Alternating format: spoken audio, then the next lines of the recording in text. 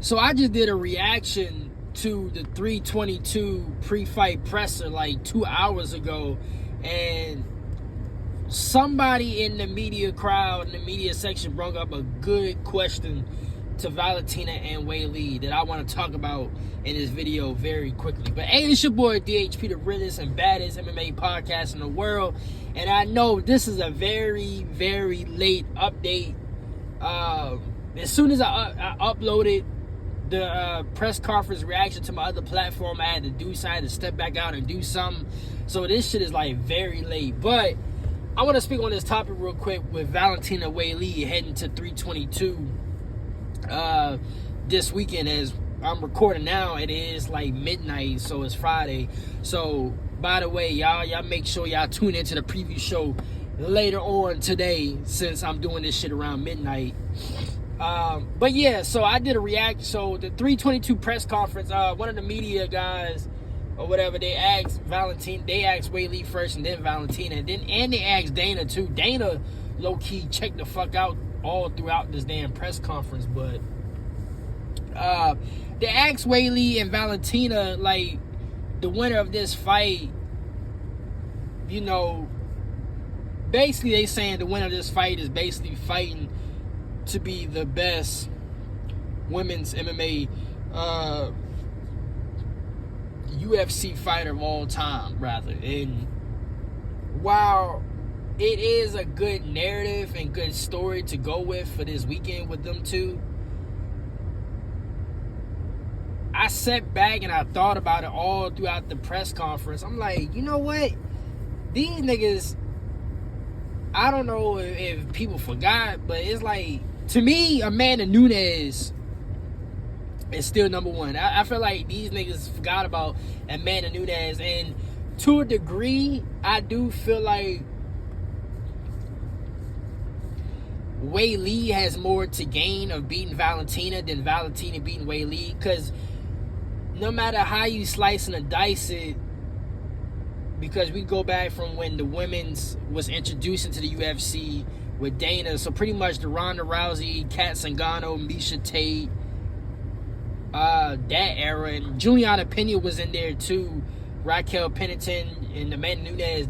They was like, and I gotta go back and rewatch some of these old fights, but I feel like Juliana Pena, Rocky, and Amanda Nunes, they was like smack dab in the middle of the Miesha Tates, the Ronda Rouseys, and the Kat Zingano's, because that, and then you had, you know, Sarah McMahon, and you had somebody else too. I keep forgetting that girl name, because I think she fought in the PFL like recently, or like the past couple years. Liz Carmouche. So you had Liz Carmouche as well.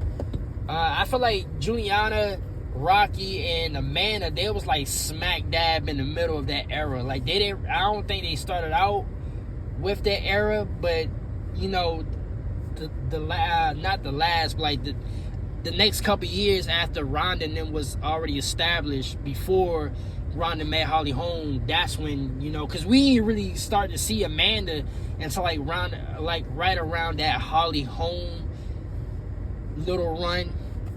I can't even say a little run, because Holly only beat Ronda and then she lost the belt to Miesha. But regardless, there's only been like 3 eras we could say of women in the UFC. Is the Ronda era, then you had the Juliana Pena, Thug Rose, Joanna Young, Jacek era, and now we got this era currently. But with that being said, Amanda to me is still number one.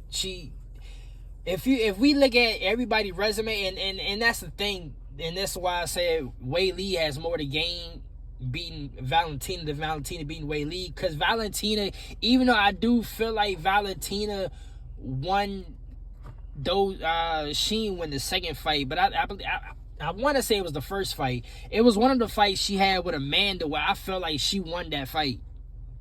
So to me, Amanda and Valentina is like 1-1, even though Amanda pretty much skunked Valentina and the record shows that she skunked Valentina 2-0. Valentina won, I believe, is that first fight. Valentina won that first fight. So, and then you got Chris Cyborg that was in effect, and the man that ended up dusting her. So it's kind of like, to me, it don't matter what Valentina does. She more than likely is going to play second fiddle to Amanda Nunes. And even if Amanda do, you know, obviously we know that she's coming back and she's about to face Kayla Harrison. Even if she do lose to Kayla Harrison, to me, there's really nothing. Amanda's already established, like, her dominance and what she accomplished in the UFC. Valentina, to me, even though I like Valentina way more, her losing those fights to Amanda really, you know, was really detrimental. Detrimental. So it don't matter what she do, she's going to be second fiddle. Especially because Amanda ended up, even though that shit was a flop, the whole premise of it was a flop, she did get the featherweights women belt and was defending that while she was the bantamweights champion as well. So Amanda got two simultaneously, and she got the lengthy title defenses.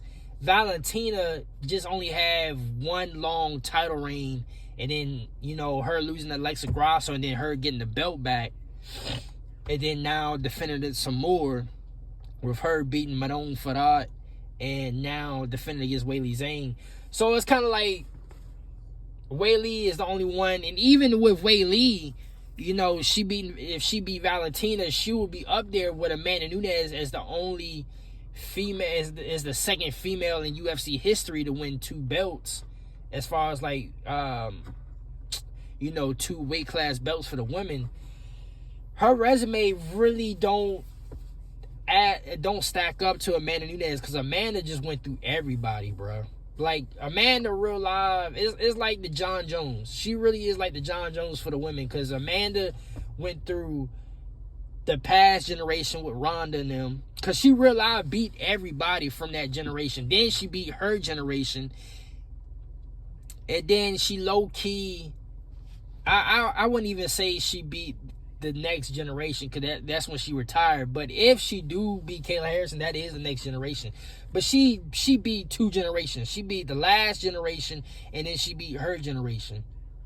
And she really did beat the hell out of the last generation, because she dusted off Misha, and she dusted off Ronda. So when you combine Amanda's resume and then you look at Weili, like, Weili is a beast in her own right, but she don't have the resume of names and, let's say, the strength of schedule as far as opponent wise that Amanda does. So either way, how you slice and dice it, to me, Valentina and Weili, and it is a good debate to have, unless you like one of these new generation fans where you really don't know much about Amanda. To them, this is low key. This is low key a fight for like the number one spot as far as like women's GOAT. But I'm glad Amanda's coming back at the right time. Amanda, she's definitely coming back at the right time, because she beat Kayla Harrison. You know, she could low key go on a lengthy title run, but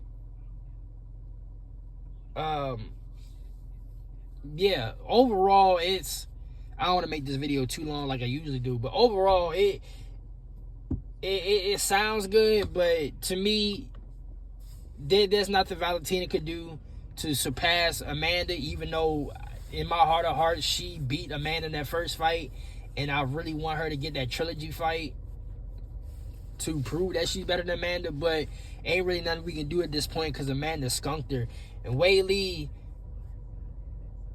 she could put her name up there, but she's going to be second fiddle to Amanda too, because she don't have, like, for Weili to surpass Amanda, she has to be, she basically, if she got to beat Valentina, and then she got to clear out at least like the top 6 of that flyweight.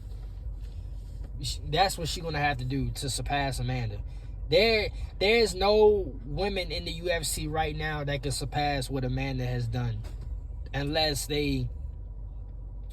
Weili is the only Weili is the only one that has the potential, but she don't have, to me personally, like I said, she don't have the strength of schedule as far as like opponent names and shit like that Amanda do.